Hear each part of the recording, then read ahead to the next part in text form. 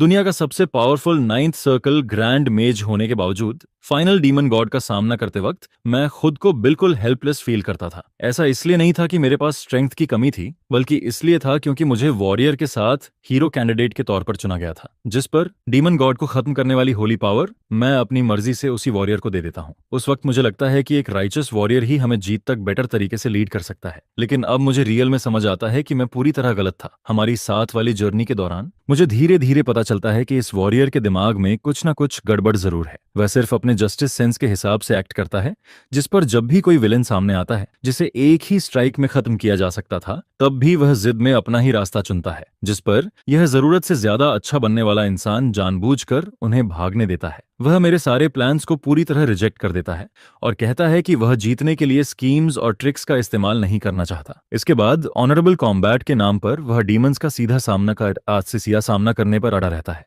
उसके इन महान फैसलों की वजह से हम अपने काउंटलेस कंपेनियंस को खोते चले जाते हैं। फिर हालात इतने खराब हो जाते हैं कि डीमन गॉड तक पहुंचने से पहले ही वह वॉरियर अपने ही कर्मों का शिकार हो जाता है, जिस पर डीमन गॉड और उसकी ओवरवेलमिंग मॉन्स्टर आर्मी के सामने मेरे बाकी कंपेनियंस अपनी उम्मीदें सिर्फ मुझ पर टिकाते हैं। इसके बाद एक एक करके वे सब आगे बढ़ते हैं और अपनी जान सैक्रिफाइस करते हुए मेरे लिए टाइम खरीदते जाते हैं। यह देखकर मेरे अंदर गिल्ट, एंगर और हेल्पलेसनेस सब कुछ एक साथ उमड़ता रहता है। और फिर जब आखिरी कंपेनियन भी मेरे लिए खुद को सैक्रिफाइस कर देता है, तब जाकर मैं नाइन्थ सर्कल ग्रैंड मैजिक पूरा कर पाता हूँ। लेकिन अफसोस, मेरा सबसे पावरफुल अटैक भी डीमन गॉड को मार नहीं पाता। हालांकि मैंने इस आउटकम को पहले से इमेजिन कर लिया था। फिर भी अगर मैं ऐसे ही मर जाता तो उन कंपेनियंस का सामना कैसे करता जो मुझसे पहले जा चुके थे, जिस पर मेरे पास एक ही रास्ता बचता है। मैं उस ईविल पावर पर भरोसा करने का फैसला करता हूँ जिससे सारे मेजेस डरते हैं। इसके बाद हेवेंस विल को डिफाई करने वाली सोल डिवोरिंग पावर कास्ट करने के लिए मैं पूरी दुनिया की लाइफ सैक्रिफाइस करने तक का फैसला कर लेता हूँ। लेकिन ऐसा लगता है कि मैं उस स्पेल का फाइनल स्टेप भी पूरा नहीं कर पाता, क्योंकि तभी डीमन गॉड का जायंट हैंड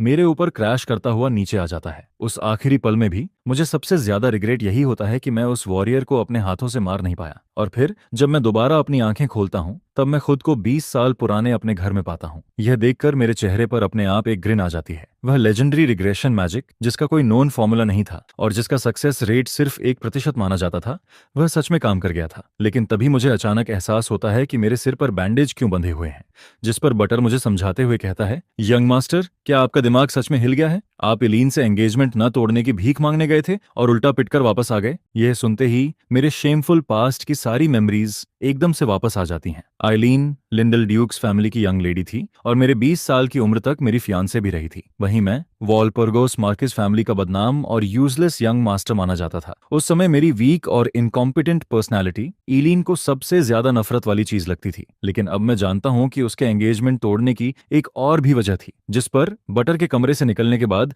मैं फिर से उस वॉरियर के बारे में सोचने लगता हूँ। इस बार मैं वही गलती दोबारा नहीं करने वाला था। उसी समय बाहर गया हुआ बटलर मेरे फादर को ढूंढने पहुंचता है। मार्किस फादर यह सुनते ही कि मैं होश में आ गया हूं, गुस्से में कहता है कि अगर मैं दोबारा ड्यूक की बेटी के पीछे गया तो वह मेरी टांगें तुड़वा देगा। लेकिन जिस पर बटलर शांत आवाज में कहता है कि यंग मास्टर का ऐसा कोई इरादा नहीं लगता। और फिर वह थोड़ा रुककर कहता है, अगर ऐसा कुछ होता तो मैं जरूर आपको बता देता, लेकिन कैसे कहूं? यंग मास्टर इस वक्त काफी एंग्री लग रहे हैं। इधर मैं अपने रूम में मैजिक सर्कल समन करता हूं। मैंने रिग्रेशन मैजिक को सक्सेसफुली कास्ट करके 20 साल पीछे लौटने में कामयाबी पाई थी, ताकि अगली बार डीमन गॉड के खिलाफ होने वाली बैटल जीती जा सके, जिस पर अब मुझे इसी सेकंड से तैयारी शुरू करनी थी। मैं अब एक ऐसी चीज ट्राई करने वाला था जिसे अपनी प्रीवियस लाइफ में भी करने की हिम्मत नहीं जुटा पाया था। हर मेज अपने हार्ट में एक माना कोर बनाता है, लेकिन मैं जो करने जा रहा था वह उससे बिल्कुल अलग था। मैं अपने पूरे बॉडी में 12 सर्कुलेशन पॉइंट्स क्रिएट करने वाला था। इस तरह मुझे अलग से ट्रेनिंग की जरूरत नहीं पड़ती और मैसिव अमाउंट में माना हर समय मेरे बॉडी के अंदर सर्कुलेट करता रहता।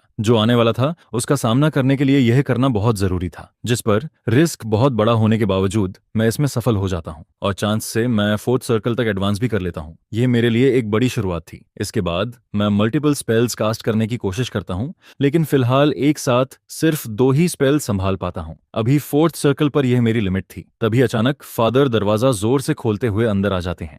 वह गुस्से में कहते हैं कि उन्हें मेरे सारे एम्बैरसिंग कामों के बारे में पता चल गया है और अब वह मेरी टांगें तोड़ देंगे। जिस पर मैं जल्दी से समझाता हूँ कि यह सब एक्चुअली मेरे प्लान का हिस्सा था। फिर मैं एक फिंगर उठाकर कहता हूँ, सच कहूं तो ड्यूक फैमिली का इस एंगेजमेंट को यूनिलेटरली तोड़ देना काफी अनोइंग है। यह सुनकर फादर को शायद पहली बार लगता है कि मैं कोई रीजनेबल बात कहने वाला हूं, जिस पर वह बैठ जाते हैं और मुझे आगे बोलने देते हैं। मैं हाथ से इशारा करते हुए पूछता हूं, जब लिंडल डक फैमिली के साथ यह मैरिज अरेंज हुई थी तब हमने कौन सी कंडीशन रखी थी? फादर थोड़ा पजल्ड होकर मुझे देखते हैं और फिर जवाब देते हैं, ऑफ कोर्स, कि वे किसी भी मैजिकल ट्रेनिंग मेथड्स को नहीं सीखेंगे। आखिर प्रॉपर हेयर पैदा करने के लिए किसी दूसरे टाइप का माना मिक्स नहीं होना चाहिए। जिस पर मैं हल्की स्मार्क के साथ कहता हूं, एग्जैक्टली, एक फैमिली के लिए हेयर प्रोड्यूस करना सबसे इंपॉर्टेंट मैटर होता है। तो फिर सोचिए, अगर ड्यूक की डॉटर ने इसी कंडीशन को वायलेट किया हो तो? मेरी ये बात सुनकर फादर का एक्सप्रेशन थोड़ा बदलता है। जिस पर मैं आगे उन्हें बताता हूं कि अपनी प्रीवियस लाइफ में कुछ रूमर्स के थ्रू मुझे पता चला था कि ड्यूक की डॉटर सीक्रेटली मैजिक ट्रेनिंग कर रही थी, और अगर वह ये सब इतनी आसानी से मेरे फादर, जो कि 8th सर्कल ग्रैंड मेज हैं, उनसे भी छुपा पाई, तो इसका सिर्फ एक ही मतलब निकलता है। वह यह कि उसके पास कोई एंशिएंट मैजिकल आर्टिफैक्ट जरूर है। और फिर मैं फादर से प्रॉमिस करता हूं कि मैं ये बात खुद प्रूव करूंगा। अगर मेरी एक भी बात फॉल्स निकली तो मैं अपनी मर्जी से वॉलपर्गस नेम छोड़ दूंगा और एयर की अपनी पोजीशन भी फॉरफिट कर दूंगा। उधर ड्यूक मैंशन में ड्यूक की डॉटर अपनी सोर्समैनशिप प्रैक्टिस कर रही होती है, जिस पर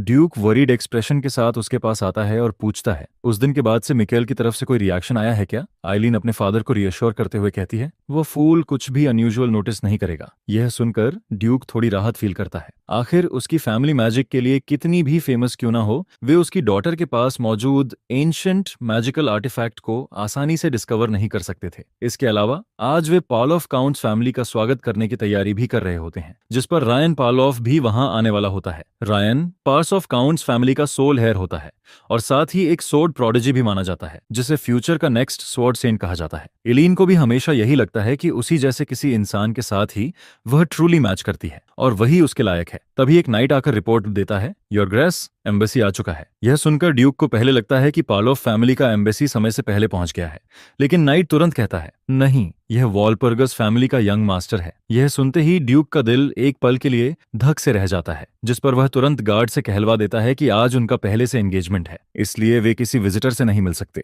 इधर इस वक्त बटलर थोड़ा वरीड होकर मुझसे कहता है, यंग मास्टर, पिछली बार आप पहले ही बहुत फेस लूज कर चुके हैं, क्या आप फिर से खुद को एम्बैरस करने आए हैं? जिसके जवाब में मैं शांत रहते हुए कहता हूं कि मेरा अपना प्लान है। तभी नाइट वापस आता है और मैसेज सुनाता है, बहुत माफ कीजिए यंग मास्टर मेल, आप किसी और दिन आइए। जिस पर मैं मुड़कर वहां से जाने लगता हूं और कैजुअली कहता हूं, ठीक है, अगर ऐसा ही होना है तो ठीक है। यह देखकर गार्ड राहत की सांस लेता है, लेकिन उसी पल मैं थोड़ी दूर एक बड़े ट्री के नीचे जाकर बैठ जाता हूं। फिर मैं आराम से कहता हूं, जर्नी की वजह से थोड़ा टायर्ड हूं, मैं यहीं थोड़ी देर रेस्ट करूंगा। यह देखकर नाइट मन ही मन सोचने लगता है कि पार्सफ फैमिली जल्द ही पहुंचने वाली है और वह किसी भी हालत में इस यूजलेस यंग मास्टर को उनके सामने नहीं आने दे सकता। जिस पर जैसे ही वह मुझे वहां से उठाकर हटाने के लिए हाथ बढ़ाता है, मेरा एक्सप्रेशन अचानक डार्क हो जाता है। मैं ठंडी लेकिन भारी आवाज में कहता हूं, इवन अगर तुम लोगों ने एंगेजमेंट को यूनिलैटरली ब्रेक कर दिया है, फिर भी मैं अभी तुम्हारी लेडी का फियांस हूं, और उससे भी बढ़कर मैं वॉलपर्गस फैमिली का हेयर हूं। अपना हाथ मुझसे हटाओ। मेरा ये फियरस एक्सप्रेशन देखकर नाइट डर के मारे तुरंत अपना हाथ पीछे खींच लेता है। जिस आम को उसने पकड़ा था, मैं उसे हल्के से झाड़ते हुए आगे कहता हूँ, नाइट मोवन, मुझे बताओ, क्या तुम्हें सच में लगता है कि तुम्हारे पास मुझ पर हाथ डालने का राइट है? यह सुनते ही नाइट डरकर जल्दी से अपने घुटनों पर गिर जाता है और कहता है,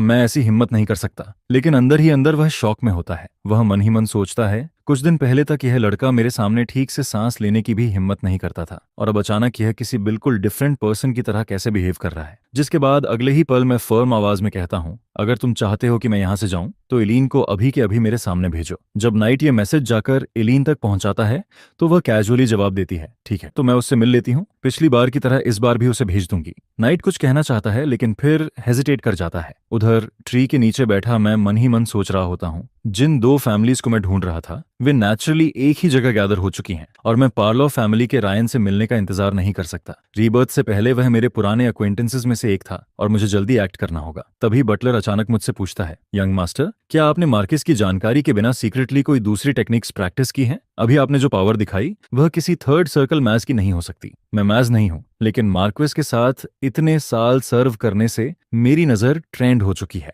मैं तुरंत समझ जाता हूँ कि बटलर क्या कहना चाहता है। उसे शक होता है कि मैंने शायद अपना लेवल बढ़ाने के लिए किसी फॉरबिडन टेक्निक का यूज किया है, जिस पर मैं नेचुरली अपना हाथ उसकी तरफ बढ़ा देता हूँ और कहता हूँ कि वह जैसे चाहे वैसा एग्जामिन कर सकता है। बटलर मेरा हाथ पकड़कर बहुत ध्यान से सेंस करता है और फिर उसे पता चलता है कि मैं फोर्थ सर्कल मैच के लेवल तक पहुंच चुका हूँ। साथ ही उसे मेरे अंदर किसी फॉरबिडन टेक्निक का ट्रेस भी नहीं मिलता। यह जानकर ही उसे थोड़ी राहत मिलती है। तभी उसी वक्त आइलीन वहां आ जाती है। आते ही वह सीधे पूछती है, अब तुम यहाँ किस लिए आए हो? पिछली बार जो कुछ कहना था वह सब तो हो चुका था। लेकिन मैं हैंड्स ऑन हिप्स खड़ा हो जाता हूँ और कहता हूँ, तुम्हारी बातें खत्म हो सकती हैं, लेकिन मेरी नहीं। आइलीन बस जल्दी से मुझे वापस भेज देना चाहती है, इसलिए वह कहती है कि मुझे अब और एफर्ट वेस्ट नहीं करना चाहिए और सीधे घर लौट जाना चाहिए। जिस पर मैं बिल्कुल बिना घबराए कहता हूँ, इतनी भी क्या जल्दी है, पहले बातें तो क्लियर कर लेते हैं। फिर मैं आसपास देखते हुए कैजुअली पूछता हूँ, यह सब क्या है? क्या आज तुम्हारे यहाँ कोई इंपॉर्टेंट गेस्ट्स आने वाले हैं? ये सुनते ही मैं साफ देख लेता हूँ कि आइलीन का शोल्डर हल्का सा ट्विच करता है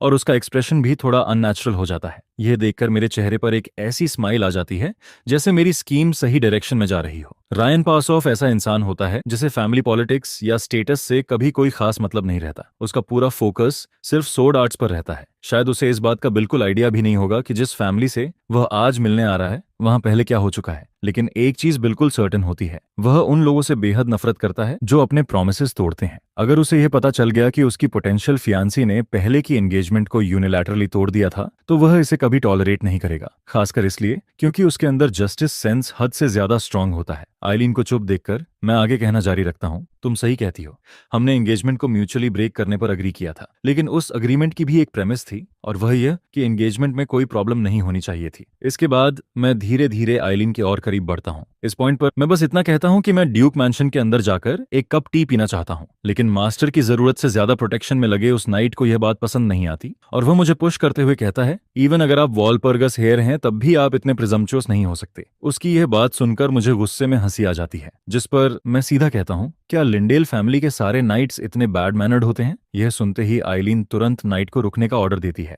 नाइट मुड़कर कुछ कहने ही वाला होता है, लेकिन आइलीन तेज आवाज में चिल्लाती है, मकान, मुझे एक बात दो बार मत कहलवाओ। इसके बाद मेरा फॉरगिवनेस पाने के लिए आइलीन खुद ऑफर करती है कि वह मुझे ड्यूक मैंशन के अंदर टी के लिए इनवाइट करेगी, जिस पर नाइट उसे पार्लो फैमिली के आने की याद दिलाता है, लेकिन आइलीन सीधा कहती है, उसका बाद में देखेंगे। और इस तरह मैं सक्सेसफुली ड्यूक मैंशन के अंदर एंट्री ले लेता हूँ। अंदर आते ही मैं चारों तरफ देखते हुए खुद को रोक नहीं पाता और कह देता हूँ, यह जगह जरा भी नहीं बदली। मेरी यह बात सुनकर बटलर कंफ्यूज हो जाता है और पूछता है, यंग मास्टर, क्या यह आपकी यहाँ पहली बार विजिट नहीं है? अभी आपने जिस तरह साइजाज किया वह तो किसी ऐसे ओल्ड मैन की तरह था जिसने बहुत कुछ देखा हो। उसकी यह बात सुनकर मुझे थोड़ी इरिटेशन होती है। आखिर मैं इतना भी ओल्ड नहीं था। फिर भी बटलर एक बार फिर मेरी सेफ्टी को लेकर वरीड हो जाता है। वह धीरे से कहता है, मार्किस यहाँ नहीं है, आप अकेले क्या करने वाले हैं? जिस पर मैं अपना सिर उसकी तरफ मोड़कर हल्की स्माइल के साथ कहता हूँ, आप यह क्या कह रहे हैं कि आप मेरे साइड में नहीं हैं? इस वक्त आपसे ज्यादा रिलायबल मेरे लिए कोई नहीं है। मेरी यह बात सुनकर बटर कुछ पल के लिए चुप हो जाता है और फिर थोड़ी ही देर में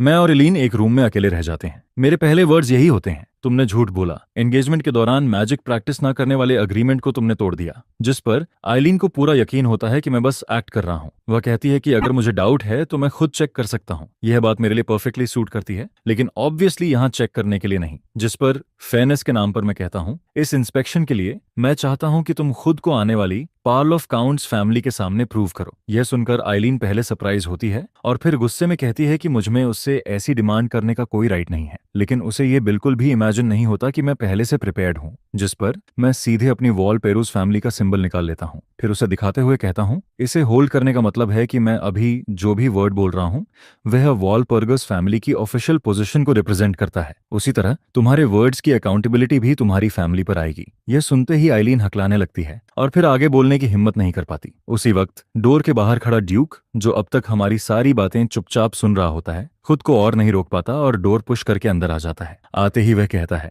आइलीन, अब इस पल के बाद एक वर्ड भी मत बोलना। जिस पर मैं उसे देखते ही समझ जाता हूँ कि यहाँ आने का मेरा पहला पर्पस अब पूरा होने वाला है, क्योंकि मेरा मेन टारगेट शुरू से यही ड्यूक लिंडेल था। वह एम्पायर का 5th रैंक्ड नाइट होता है और 12 सोर्ड मास्टर्स में से भी एक होता है। हालांकि बाद में डीमन गॉड की वजह से वह अपना सब कुछ खो देता है, लेकिन आने वाले क्राइसिस का सामना करने के लिए वह एक बेहद एसेंशियल टैलेंट है। ड्यूक मुझे कंफ्यूज्ड होकर देखता है और पूछता है, क्या तुम सच में मिकी हो? जिसके जवाब में मैं बिना हेजिटेट किए कहता हूँ, वन एंड ओनली। यह सुनकर ड्यूक कुछ देर मुझे ध्यान से देखता है और फिर सोचते हुए कहता है, लगता तो तुम ही हो, तुम्हारी बॉडी बिल्ड और पर्सनैलिटी तो वही है, बस जो इंप्रेशन तुम अब दे रहे हो वह पूरी तरह बदल गया है। इसके बाद वह शक भरी नजरों से पूछता है, कहीं ऐसा तो नहीं कि मार्किस वॉलपर्गस ने तुम्हारे लिए ड्रैगन स्टार ढूंढ लिया हो? जिस पर मैं सीधा जवाब देता हूँ, मैंने तो वह चीज कभी देखी तक नहीं। फादर इतने स्टिंगी हैं कि मुझे उसे दिखाते भी नहीं। मेरी यह बात सुनकर ड्यूक के चेहरे पर एक रिलेटेबल सा एक्सप्रेशन आता है और वह कहता है, सच में वह हमेशा से ऐसा ही था, अपनी कलेक्शंस किसी को नहीं दिखाता था। किसने सोचा था कि अपने ही बेटे को भी नहीं दिखाएगा। मार्किस बन चुका है लेकिन अब भी उतना ही माइजरली है।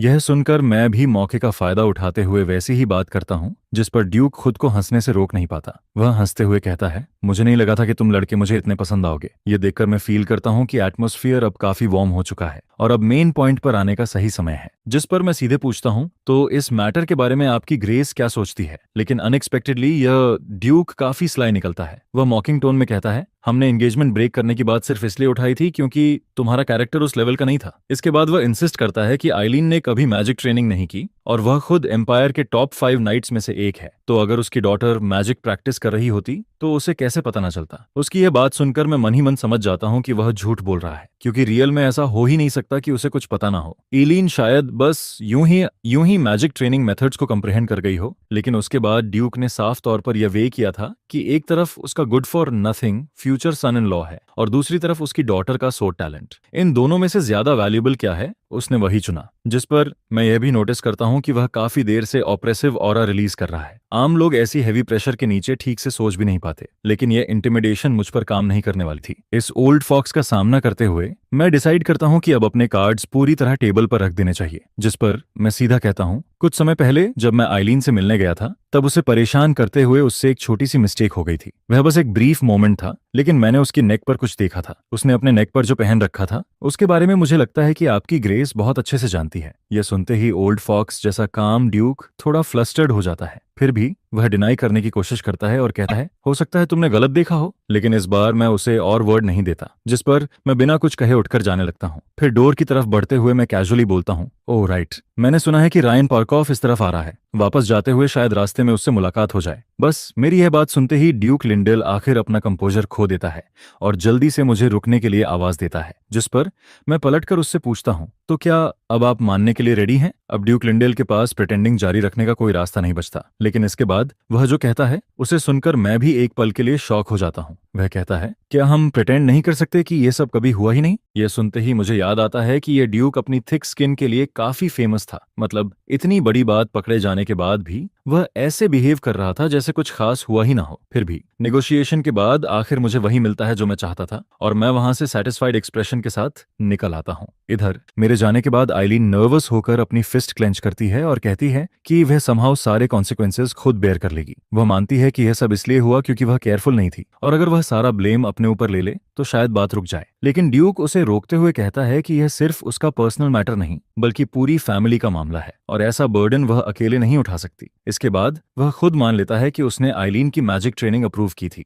वह कहता है कि कौन इमेजिन कर सकता था कि आइलीन बिना किसी गाइडेंस के खुद से मैजिक ट्रेनिंग मेथड्स ग्रास्प कर लेगी। वह एक सोर्ड प्रोडिजी है और वह उसकी टैलेंट्स को वेस्ट नहीं होने देना चाहता था। फिर वह आइलीन को रियश्योर करते हुए कहता है, वह लड़का तुम्हारी सोच से कहीं ज्यादा क्लेवर है, अब से तुम्हें उस पर प्रॉपर्ली अटेंशन देना शुरू करना चाहिए। उधर मैं तब तक ड्यूक मैंशन की तरफ आते हुए रायन को रास्ते में ही इंटरसेप्ट कर चुका होता हूँ। उसे देखते ही मैं सीधे अपना हाथ उसकी तरफ बढ़ाता हूँ और कहता हूँ, मेरा कंपेनियन बन जाओ। लेकिन ऑब्वियसली उसने इससे पहले मुझसे कभी मुलाकात नहीं की होती। वह मुझे सिर्फ उसी रिसेंटली जिल्टेड फूल यंग मास्टर के तौर पर जानता है जिसके बारे में बातें फैल चुकी हैं। ऊपर से मैंने बिना किसी वजह के उसका रास्ता भी रोक लिया था, जिस पर वह तुरंत अपने बॉडी से एक इंटिमिडेटिंग ऑरा रिलीज कर देता है। यह देखकर मैं मन ही मन उसकी तारीफ करता हूँ, क्योंकि नेक्स्ट जनरेशन स्वॉर्ड सेंट कहलाने वाले इंसान से एग्जैक्टली ऐसी ही प्रेजेंस एक्सपेक्ट की जाती है। लेकिन उसी अगले पल मैं बस अपने हाथ को हल्का सा वेव करके उसकी उस ऑरा को डिसपर्स कर देता हूँ। रायन इससे पहले कि समझ पाए कि मैंने अभी क्या किया, मैं उसे काम डाउन होने के लिए कहता हूँ और बोलता हूँ कि पहले मेरी पूरी बात सुन ले।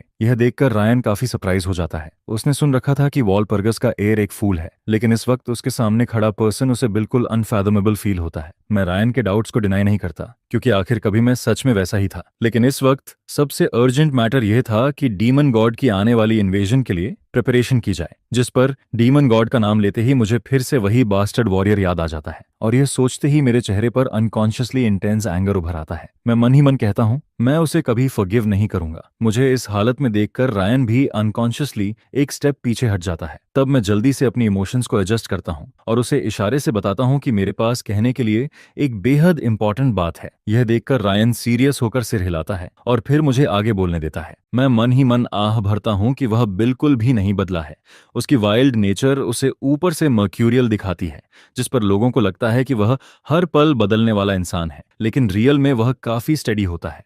उसका गुस्सा भी ऐसा नहीं होता कि हर छोटी बात पर फूट पड़े, बल्कि वह सिचुएशन के हिसाब से आता है, जिस पर वह खुद इसे सिलेक्टिव एंगर मैनेजमेंट कहता है। जिस पर मैं सबसे पहले उससे पूछता हूँ, तुम आज यहाँ ईलिन के साथ एंगेजमेंट फॉर्म करने आए हो, राइट? अगर सब कुछ ठीक रहता है तो बहुत जल्द तुम उसके फियांस बन जाओगे। ये सुनकर रायन को लगता है कि मैं यहाँ कोई ट्रबल क्रिएट करने आया हूँ। उसे ऐसा फील होता है कि शायद टूटी हुई एंगेजमेंट की वजह से मेरे अंदर बिटरनेस बची हुई है, जिस पर मैं खुद को हंसने से रोक नहीं पाता। ऐसा कैसे हो सकता है? अब आइलीन की मेरे लिए कोई वैल्यू नहीं बची है। इसके बाद मैं अपनी उंगली रायन की तरफ करता हूँ, जिस पर मैं कहता हूँ, इसके उल्टा मेरी इंटरेस्ट तो तुम में है। मेरी यह बात सुनते ही रायन तुरंत मुझसे डिस्टेंस बना लेता है, जिस पर मैं जल्दी से एक्सप्लेन करता हूँ कि मुझे विमेन पसंद है। मेरा वह मतलब बिल्कुल नहीं था जो उसने समझ लिया। मैं बस ये कहना चाहता हूँ कि मैं तुम्हें अपना कंपेनियन बनाना चाहता हूँ। यह सुनकर रायन पूरी तरह स्टन्ड रह जाता है, जिस पर वह मुझे देखकर कहता है, लगता है तुम बेवकूफ नहीं हो बल्कि एक मैडमैन हो। रायन के चेहरे को देखते ही मैं चाहकर भी अपनी प्रीवियस लाइफ की वह बैटल याद करने से खुद को नहीं रोक पाता। वह एक ऐसी लड़ाई थी जिस पर रायन ने अपनी पूरी ताकत झोंक दी थी। उसने डीमन गॉड की थर्ड लेजन को अपनी पूरी शक्ति से डिस्ट्रॉय किया था और उसी लड़ाई में उसने पर्सनली लेजन कमांडर मैड हाजम को भी खत्म किया था। लेकिन उस जीत की कीमत भी बहुत भारी पड़ी थी, जिस पर उसके शरीर पर ऐसे फेटल वुंड्स आए थे जो इरिवर्सिबल थे। अपने फाइनल मोमेंट्स में उसने मुझे अपने पास बुलाया था, जिस पर उसने धीमी आवाज में कहा था, मिकी, मुझसे एक सवाल पूछो। और फिर उसने खुद ही वह सवाल मेरे सामने रख दिया था, क्या तुम सच में तब हीरो नहीं बन सकते थे? उसकी वह आवाज, उसका वह आखिरी चेहरा और उसकी वह बात आज भी मेरे अंदर उसी इंटेंसिटी के साथ गूंजती है। जिस पर इस बार मैं रायन को फिर से अपने साथ लड़ने के लिए इन्वाइट करना चाहता हूँ। मैं चाहता हूँ कि इस लाइफ में भी वह मेरे साथ खड़ा हो, लेकिन किसे पता था कि करंट रेयान इन बातों में से किसी पर भी यकीन नहीं करेगा। जिस पर वह ऑलमोस्ट मॉकिंग टोन में कहता है, क्या वह होली थियोक्रेसी हमेशा ऐसे ही मीनिंगलेस प्रोफेसीज से ट्रबल क्रिएट नहीं करती रहती? हीरो और डीमन गॉड्स जैसी कोई चीज एग्जिस्ट नहीं करती। अभी पीसफुल टाइम्स चल रहे हैं। उसकी बात सुनकर मैं मन ही मन मानता हूँ कि उसकी सोच इस समय के हिसाब से गलत भी नहीं है, क्योंकि हाँ, डीमन गॉड के रियल थ्रेट बनने से पहले भी एक प्रोफेसी आई थी, जिस पर उसका नाम था कसांड्रास प्रोफेसी। यह प्रोफेसी किसी अननोन मेथड से दुनिया के हर कोने में फैलाई गई थी, लेकिन शुरुआत में ऑलमोस्ट सभी लोग इस प्रोफेसी को इग्नोर कर देते हैं। किसी ने उसे सीरियसली नहीं लिया था, क्योंकि सबको वो बस एक और बेकार भविष्यवाणी लगी थी। जिस पर मैं समझ जाता हूँ कि पहली ही मुलाकात में रायन को यह सब मानने के लिए कन्विंस करना पॉसिबल नहीं है। इसलिए मैं उससे कहता हूँ कि यकीन करना उतना इंपॉर्टेंट नहीं है, असली बात यह है कि हमें कंपेनियंस बनना है। लेकिन रायन को अब भी यही लगता है कि मैं नॉनसेंस बोल रहा हूँ, जिस पर वह वहां से जाने के लिए मुड़ता है। लेकिन तभी मेरे अगले वर्ड्स उसके कदम वहीं रोक देते हैं। मैं शांत आवाज में कहता हूँ, द म्यूलियर ट्रेनिंग मेथड। यह सुनते ही रायन ठिठक जाता है। मैं आगे कहता हूँ, नई जनरेशन का सोर्ड प्रोडिजी होने के बाद भी तुम हर जगह स्मूथली प्रोग्रेस नहीं कर पा रहे हो, राइट? और हाँ, यही वह टाइम था जब रायन अपनी स्वॉर्ड ट्रेनिंग में एक बॉटल नेक तक पहुंच गया था। उसकी प्रॉब्लम यह नहीं थी कि उसका ऑरा ट्रेनिंग मेथड वीक था, इश्यू यह था कि वह इनकम्प्लीट था। मेथड में कमी थी, जिस पर वह जितना भी प्रैक्टिस कर ले, आगे बढ़ने में रुकावट आती ही रहती थी। मेरी क्रिप्टिक बात सुनकर रायन इम्पेशेंट हो जाता है, जिस पर वह मुझसे पूछता है कि मेरा मतलब आखिर है क्या। तब मैं बिना घबराए अपनी कंडीशन सामने रखता हूँ। मैं कहता हूँ, अगर तुम मेरा प्रपोजल एक्सेप्ट कर लो तो मैं तुम्हें कंप्लीट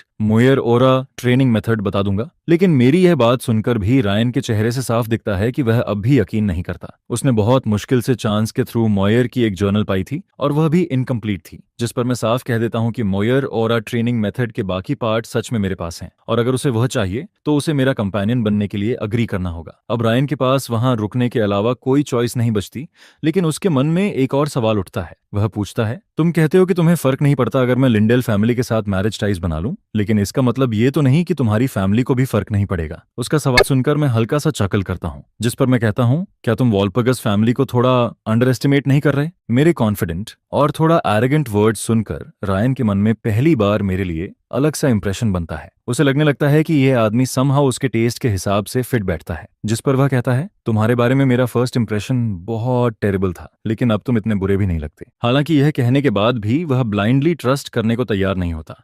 उसे मॉयर ऑरा ट्रेनिंग मेथड की ऑथेंटिसिटी वेरीफाई करनी थी, जिस पर मैं उसे सीधे ट्रेनिंग ग्राउंड की तरफ ले जाता हूं और उससे कहता हूं कि वह मॉयर ऑरा ट्रेनिंग मेथड को डेमोन्स्ट्रेट करे। रायन जैसे ही मेथड को यूज करना शुरू करता है वैसा ही होता है जैसा बुक में लिखा गया था। मॉयर ऑरा ट्रेनिंग मेथड के स्पेशल मार्क्स उसकी स्किन पर उभरने लगते हैं। हालांकि वे मार्क्स बहुत क्लियर नहीं होते, जिस पर ऑरा पावर करीब 50% तक कन्वर्ट होती है, जबकि रियल मोयरा मेथड इस वैल्यू को 70% तक रेज कर सकती है। इसके बाद मैं खुद एक सोड उठाता हूं और एक हल्की सांस लेता हूं। अगले ही मोमेंट मलियर के मार्क्स मेरी स्किन पर भी उभरने लगते हैं। यह सीन देखते ही रायन लिटरली जमीन पर गिर पड़ता है, क्योंकि जो स्किल सिर्फ सोर्ड्समैन को आनी चाहिए वह इस समय एक मेज यूज कर रहा है। हालांकि इसमें एक प्रॉब्लम भी थी। मैं इस ट्रेनिंग मेथड को सिर्फ 30 सेकंड्स तक ही मेंटेन कर सकता था, लेकिन सिर्फ इतना ही रायन की पूरी अंडरस्टैंडिंग को हिला देने के लिए काफी था। उसके चेहरे पर ऐसा शॉक आ जाता है जैसे उसकी अब तक की सारी बिलीफ्स टूट रही हों, जिस पर वह मुझसे पूछता है, क्या तुम सच में एक मेज हो? मैं उसे सीधा जवाब देता हूं, इससे फर्क नहीं पड़ता। अब तो तुम्हें यकीन हो जाना चाहिए कि मुझे कंप्लीट ट्रेनिंग मेथड पता है, राइट?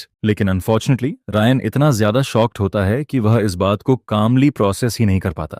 वह अपना कंपोजर खो देता है और लगभग चिल्लाते हुए कहता है, क्या तुम मुझे बस कंप्लीट मेथड बता नहीं सकते? और यह सवाल पूछने के साथ ही मेरे जवाब आने से पहले ही वह मन ही मन बुझा हुआ सा सोच लेता है कि मैं इतनी प्रेशियस ट्रेनिंग मेथड इतनी आसानी से शेयर नहीं करूंगा। लेकिन अनएक्सपेक्टेडली मैं बहुत कैजुअल टोन में कह देता हूं, श्योर, अगर तुम जानना चाहते हो तो मैं तुम्हें बता दूंगा, लेकिन यहाँ ये कन्वीनियंट नहीं है। बाद में मेरे होम आकर मुझसे मिलना। मेरे इस केयरलेस रिप्लाई को सुनकर रायन फिर से चुप रह जाता है, क्योंकि उसके लिए यह बात समझना मुश्किल हो जाता है कि मैं ऐसी चीज इतनी आसानी से क्यों देने को तैयार हूं। लेकिन रियल में ये ट्रेनिंग मेथड शुरू से उसी की थी। मेरी प्रीवियस लाइफ में जब उसे पता चल गया था कि वह मरने वाला है, तब उसने कंप्लीट मेथड मुझे पास की थी, और अब मैं बस वही चीज उसके राइटफुल ओनर को वापस दे रहा हूं, जिस पर मैं वहां से काफी दूर निकल आता हूं।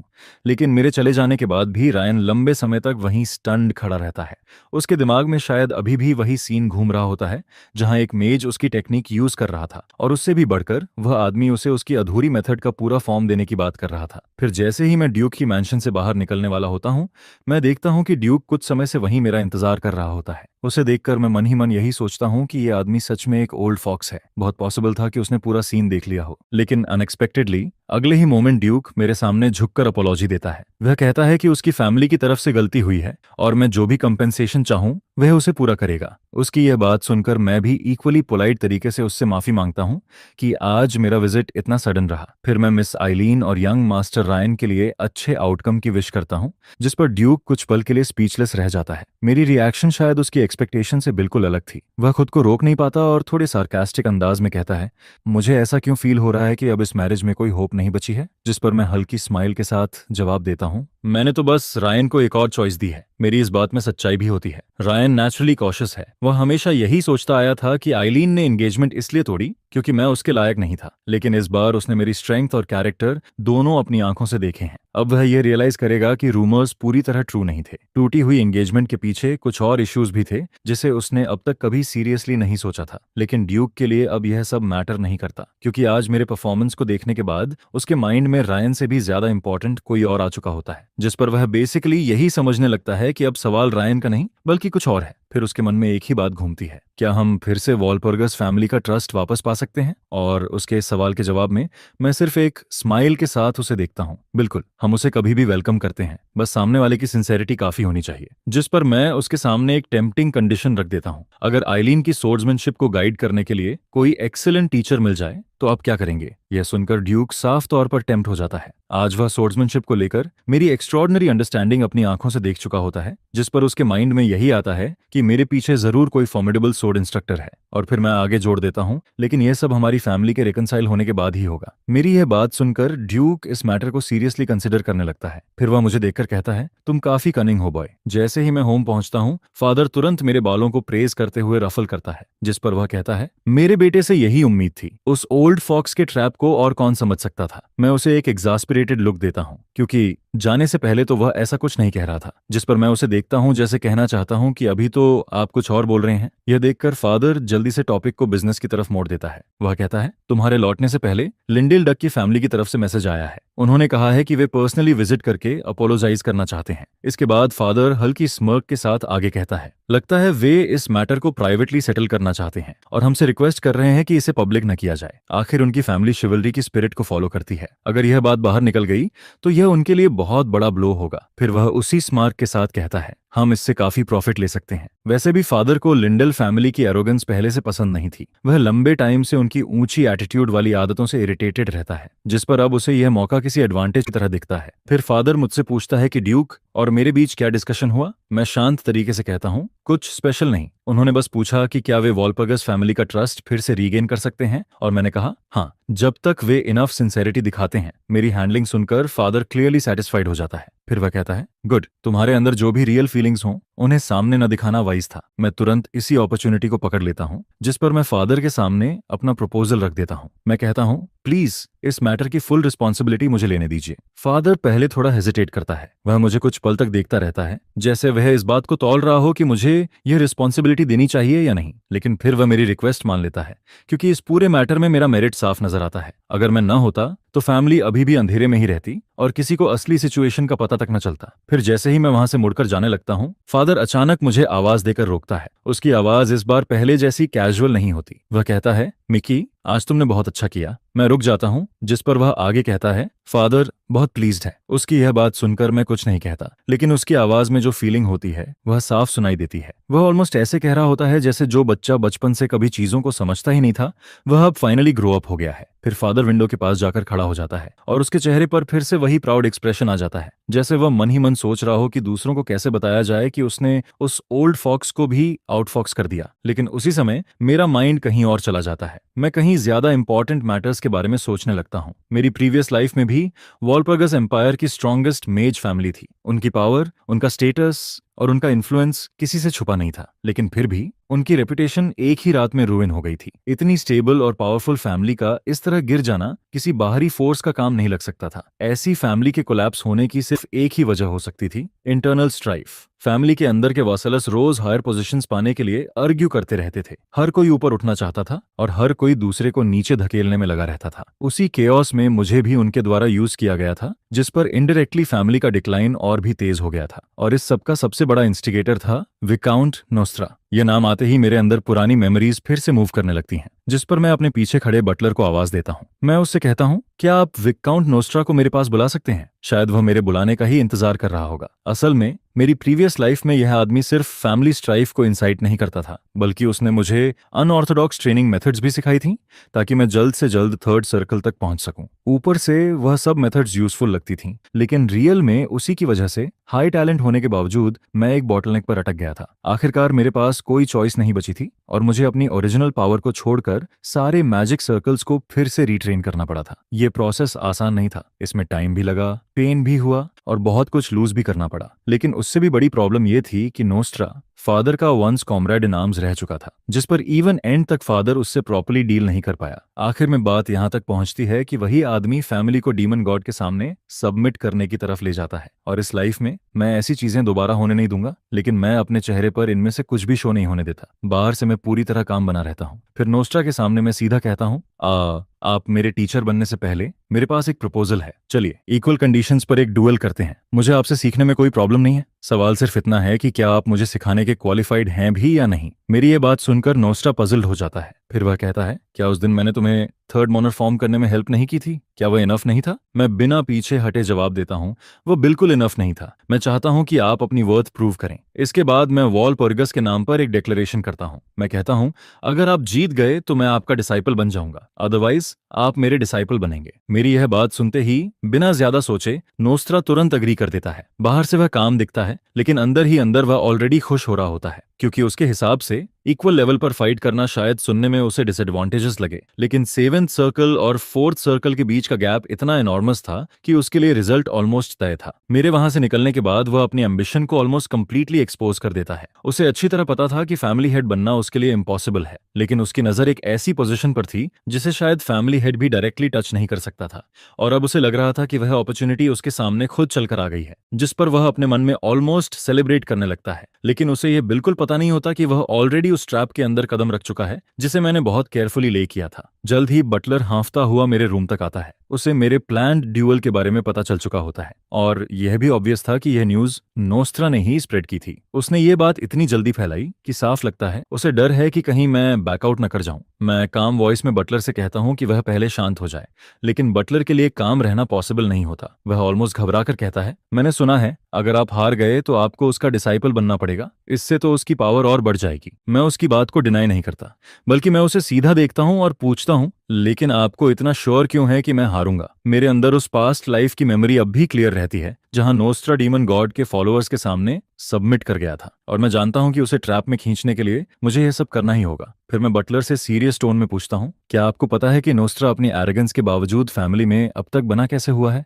बटलर थोड़ी देर सोचता है और फिर कहता है कि शायद इसलिए क्योंकि वह और मार्किस बचपन से फ्रेंड्स रहे हैं। मैं कहता हूं, हाँ, यही वजह है। फादर रिलेशनशिप्स को बहुत डीपली वैल्यू करते हैं, जिस पर वह खुद से कभी विस्काउंट नोस्ट्रा के खिलाफ पहला कदम नहीं उठाएंगे। इसलिए मुझे ही विलन बनना होगा। मुझे ही इस वेजर का यूज करके उसे चेक में रखना पड़ेगा। मगे के बीच होने वाले वेजर्स सिर्फ वर्ड्स नहीं होते, उनमें लैंग्वेज की पावर होती है और वे मैजिक से बाइंड हो जाते हैं। दूसरे वर्ड्स में कहें तो अगर कोई वेजर जीत जाता है तो विक्टर के पास एब्सोल्यूट अथॉरिटी आ जाती है। मेरी यह बात सुनकर बटलर कुछ पल के लिए चुप हो जाता है। फिर वह साइलेंटली अपनी पॉकेट से एक रेजिग्नेशन लेटर निकाल लेता है। उसका चेहरा ऐसा होता है जैसे वह जेन्युइनली तंग आ चुका हो। फिर वह कहता है, अगर मैं ऐसे ही सुनता रहा तो मुझे गुस्से से स्टमक एक हो जाएगा, इसलिए मैं रिजाइन करने का प्लान कर रहा हूँ। उसकी यह बात सुनकर मैं बस अपना हाथ हिलाता हूँ और उसके हाथ में पकड़ी रिजेक्शन लेटर को जला देता हूँ। फिर मैं उसे देखकर कहता हूँ कि इस एक बार मुझ पर ट्रस्ट कर ले। उसका 7th सर्कल अनऑर्थोडॉक्स मेथड से मिला था, जिस पर उसकी पावर स्टेबल नहीं है। इसका मतलब यह है कि वह एक 7th सर्कल मेज की प्रेजेंस को इमिटेट तो कर सकता है,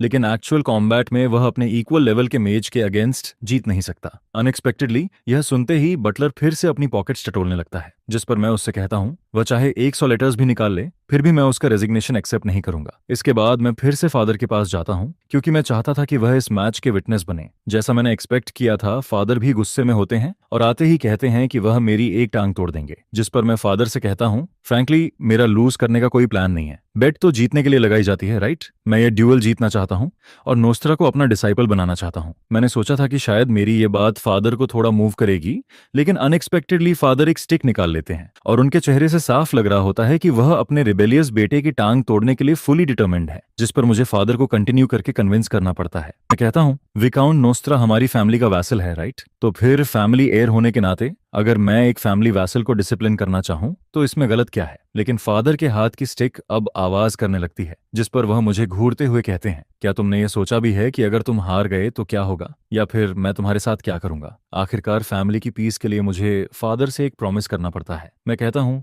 अगर मैं हार गया तो मैं अपनी एक टांग दे दूंगा। इसके कुछ टाइम बाद मैं मैजिक प्रैक्टिस रूम में काफी पहले पहुंच जाता हूं और सबसे पहले कुछ मैजिक टेस्ट करता हूं, जिस पर मैं धीरे से अपना हाथ आगे बढ़ाता हूं और एक मैजिक मिसाइल निकलती है। वह मैजिक मिसाइल मेरे हाथ के साथ चलती है और मेरी विल के हिसाब से डायरेक्शन बदलती रहती है।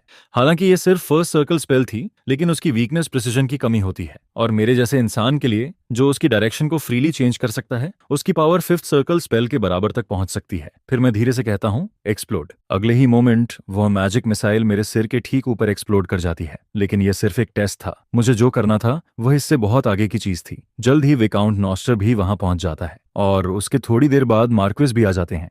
जैसे ही मार्क्विस मेन सीट पर बैठते हैं, वेजर ऑफिशियली इफेक्ट में आ जाता है, जिस पर मार्क्विस अपना हाथ उठाते हैं। मैजिकल चेन्स निकलती हैं और नोस्ट्रा को रैप करके उसकी पावर को 4th सर्कल पर सील कर देती हैं। इसके बाद नोस्ट्रा सबसे पहले अपना हाथ उठाता है और स्लो स्पेल यूज करता है। उसका एम साफ होता है, वह मेरी स्पीड को स्लो करना चाहता है ताकि बैटल की इनिशिएटिव उसके हाथ में आ जाए। लेकिन उसी समय मैं कैजुअली कंफ्यूजन स्पेल कास्ट कर देता हूं, जिस पर नोस्ट्रा का स्पेल इंटरप्ट हो जाता है और वह एक कदम पीछे हट जाता है। यह देखकर नोस्ट्रा तुरंत पूछ बैठता है कि मैंने यह स्किल कहां से सीखी, क्योंकि कंफ्यूजन मैजिक 4th सर्कल की सबसे डिफिकल्ट स्पेल्स में से एक होती है। जिस पर मैं उसे कामली कहता हूं, तुम्हें यह जानने की जरूरत नहीं है। इसके बाद नोस्ट्रा तुरंत फिर से अटैक करता है। वह मल्टीकास्टिंग के थ्रू फायरबॉल और विंड कटर कास्ट करता है और उसी के साथ सिमल्टेनियसली अर्थ ब्रेक भी यूज करता है, जिस पर मेरे नीचे की जमीन टूटने लगती है और मेरी स्टांस अनस्टेबल होने लगती है। लेकिन मैं बिना किसी एफर्ट के माना बैरियर कास्ट कर देता हूं और उसके सारे स्पेल्स ब्लॉक हो जाते हैं। नॉर्मली नोस्ट्रा राइट होता। फोर्थ सर्कल पर रहते हुए मुझे इतने इजीली ये अटैक्स ब्लॉक नहीं करने चाहिए थे।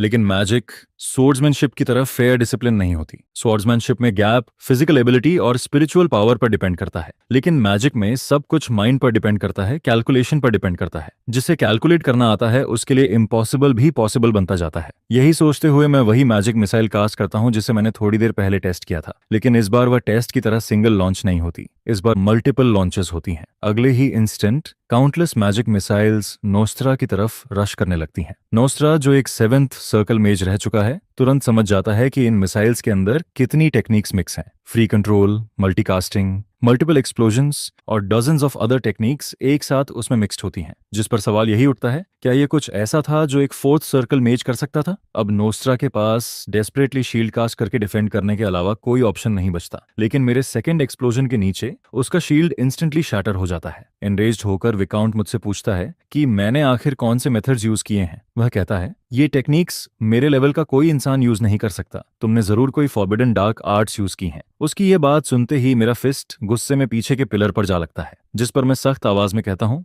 विकाउंट, अपने वर्ड्स का ध्यान रखो। मैंने इस ड्यूअल में वॉल्परगस फैमिली की ऑनर वेजर की है। यह सुनते ही नोस्ट्रा कांपते हुए घुटनों पर गिर जाता है। वह समझ जाता है कि उसने लाइन क्रॉस कर दी है, जिस पर वह ऑलमोस्ट ट्रेम्बलिंग वॉइस में अपनी गलती मानने जैसा दिखता है। लेकिन मैं वहीं नहीं रुकता। मैं तुरंत वही टेक्निक एक बार फिर यूज करता हूँ। इस बार कई मिसाइल्स अपने मार्क पर हिट करती हैं और वहां से घना स्मोक उठने लगता है। उसी स्मोक के अंदर नोस्ट्रा बहुत पैथेटिक हालत में पड़ा होता है, लेकिन कुछ ही सेकंड्स बाद नोस्ट्रा फिर से कॉन्फिडेंट होकर खड़ा हो जाता है। फिर वह कहता है, गुड, वेरी गुड, तुम्हारा परफॉर्मेंस मेरी एक्सपेक्टेशन से भी आगे निकल गया है। लेकिन इस बार मैं तुम्हें सच में समझाऊंगा कि 7th सर्कल मेज होने का मतलब क्या होता है। यह कहते ही नोस्ट्रा तुरंत 2 लेयर्स ऑफ शील्ड यूज करता है ताकि वही मिसाइल्स ब्लॉक हो सकें, और इस बार वह मेरे अटैक को कंप्लीटली ब्लॉक कर देता है। इसके बाद नोस्ट्रा फिर से मल्टीकास्टिंग यूज करता है, लेकिन इस बार मैटर अलग होता है। इस बार वह 3/4 सर्कल स्पेल्स कास्ट करता है। यह देखकर इवन मार्किस भी सरप्राइज हो जाते हैं। उन्हें भी यह सोचने पर मजबूर होना पड़ता है कि नोस्ट्रा ने उनसे अब तक कितना कुछ हाइड किया हुआ था, और उसी मोमेंट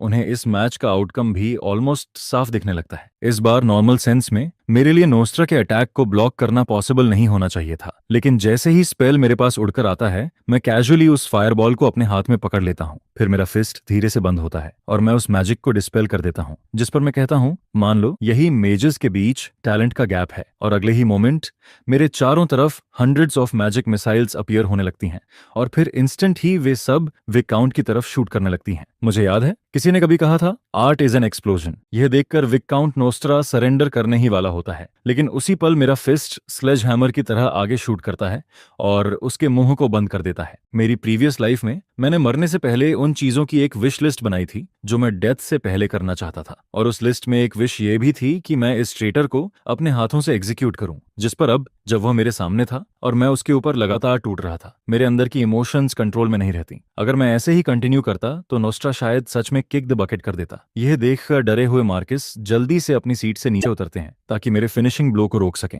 लेकिन उस मोमेंट मैं अपनी इमोशंस पर कंट्रोल नहीं रख पाता और जोर से चिल्लाता हूं, मैं कैसे रुक जाऊं? मैंने अब तक उसके मुंह से सरेंडर नहीं सुना है, लेकिन रियल में नोस्ट्रा की हालत ऐसी हो चुकी होती है कि वह बीटन स्पीचलेस हो गया था। उसके पास बोलने की ताकत तक नहीं बची थी, जिस पर मैं फादर से ऑलमोस्ट रिक्वेस्ट करता हूं कि वह मुझे बस एक और पंच मारने दें। लेकिन फादर साफ कह देते हैं, अगर तुमने उसे एक और हिट किया तो शायद मुझे तुम्हें हिट करना पड़ेगा। आखिरकार मार्किस को खुद नोस्ट्रा के नीचे टेलीपोर्ट कास्ट करना पड़ता है और फिर उसे टेलीपोर्ट करके सेफ जगह भेज दिया जाता है। मुझे शांत होता देखकर फादर मेरा नाम लेकर बुलाते हैं। फिर वह कहते हैं, मुझे बिल्कुल आइडिया नहीं था कि मेरी नजरों से बचकर तुम्हारी स्ट्रेंथ इस लेवल तक ग्रो कर गई है। जिस पर वह थोड़ी देर रुकते हैं और फिर आगे कहते हैं, अभी तुमने जो टेक्निक थोड़ी देर के लिए यूज की वह बहुत समय पहले वाले उस मेज की टेक्निक थी जिसे ट्वाइलाइट कहा जाता था, राइट? मैं कैजुअली कह देता हूं कि वह बस एक कोइंसिडेंस था, लेकिन फादर के चेहरे से साफ दिखता है कि वह इस बात पर बिल्कुल भी बिलीव नहीं करते, और मैं अच्छी तरह जानता हूं कि फादर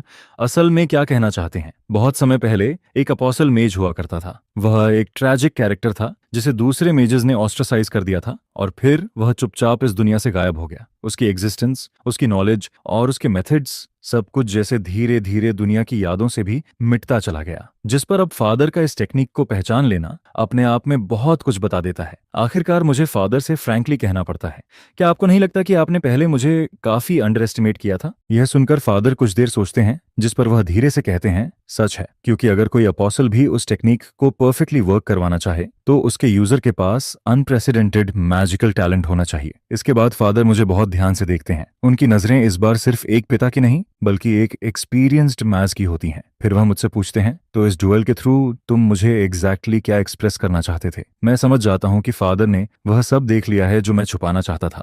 वह आगे कहते हैं, अगर तुम्हें कोई टीचर चूज करना भी था तो उसके लिए इस तरह करने की कोई जरूरत नहीं थी। अब मेरे पास फादर से कन्फेस करने के अलावा कोई रास्ता नहीं बचता।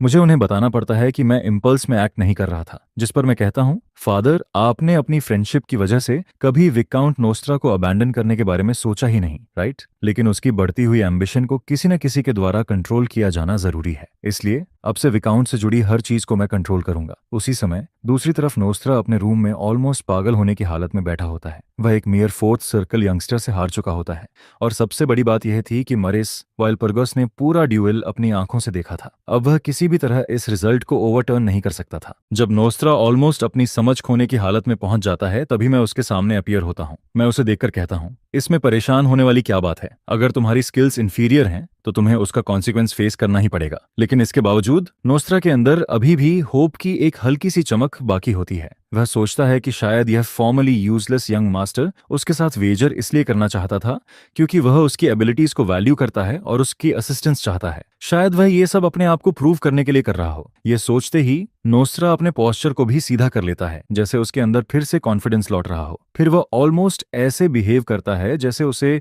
मेरी असली इंटेंशन समझ आ गई हो। वह कहता है, मैं जानता हूं तुम क्या चाहते हो। तुम इतने सालों से अपना टाइम काट रहे थे इस उम्मीद में कि एक दिन अपनी रियल एबिलिटीज शो कर सको। मैं तुम्हारी हेल्प करूंगा। उसकी यह बात सुनकर मैं उसे मॉकिंग स्माइल देता हूं। फिर मैं सीधा कहता हूं, मैं तो बस तुम्हें बीट अप करना चाहता था डिसाइपल, तुम बहुत ज्यादा बोलते हो। मेरी यह बात सुनते ही नोस्ट्रा के चेहरे की सारी उम्मीद फिर से टूट जाती है। इसके बाद मैं उसे एक एम्प्टी स्पेस की तरफ ले जाता हूं। वहां पहुंचकर नोस्ट्रा के पास मुझे मास्टर कहने के अलावा कोई रास्ता नहीं बचता, और वह भी बहुत रिलक्टेंस के साथ। ऐसा इसलिए क्योंकि मैजेस के बीच होने वाले एग्रीमेंट्स मोनोकल्स के थ्रू गारंटीड और एनफोर्स्ड होते हैं। अगर कोई उस एग्रीमेंट को वायलेट करता है तो उसका मोनो सर्कल तुरंत शटर हो जाता है, जिस पर अभी नोस्ट्रा बस दांत भींचकर ये सब एंड्योर कर सकता था। और ऑनेस्टली मुझे लगता है कि उसके साथ ये काफी लाइट हो रहा है, क्योंकि जब मैं अपनी प्रीवियस लाइफ के बिट्रेयल्स को याद करता हूं तो मुझे ऐसा फील होता है कि उसका फ्यूचर डिस्ट्रॉय कर देना भी मेरे एंगर को सेटिस्फाई नहीं कर पाएगा। लेकिन फ्रस्ट्रेटिंग बात यह थी कि अभी भी उसके अंदर कुछ यूज बाकी था, जिस पर फिलहाल मैं उसे पूरी तरह खत्म नहीं कर सकता था। फिर मैं उससे कहता हूं, अब जब मैं तुम्हारा टीचर हूं तो मुझे तुम्हें कुछ सिखाना भी चाहिए।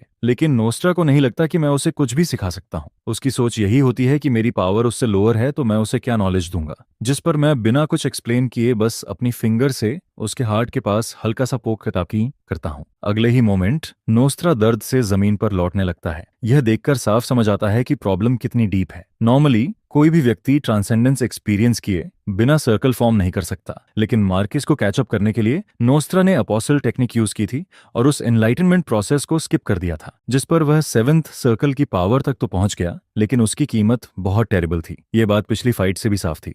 मैं उससे कहता हूं, दिख ही रहा था, पूरे ड्यूएल के दौरान तुम अपना चेस्ट पकड़े हुए थे, राइट? ऐसे सिम्टम्स तभी आते हैं जब माना सर्कल बहुत ज्यादा अनस्टेबल हो। फिर मैं उसे बिल्कुल साफ शब्दों में कहता हूं, मैं यह असर्ट कर सकता हूं कि तुम्हारी करंट स्टेट में तुम ज्यादा लंबे टाइम तक नहीं टिकोगे। यह सुनकर नोस्ट्रा पूरी तरह डेज्ड हो जाता है। वह मुझे देखता है और पूछता है, क्या तुम ये कह रहे हो कि मैं ज्यादा टाइम तक मेज रह ही नहीं पाऊंगा? उसकी बात के जवाब में मैं अपने गले पर हाथ फेरते हुए थ्रोट स्लिटिंग जेस्चर करता हूं और कहता हूं, नहीं नहीं नहीं, तुम बस मरने वाले हो। मेरी यह बात सुनते ही नोस्ट्रा की सारी हिम्मत हिलने लगती है, जिस पर मैं उसे बताता हूं कि सरवाइव करने का सिर्फ एक ही तरीका है।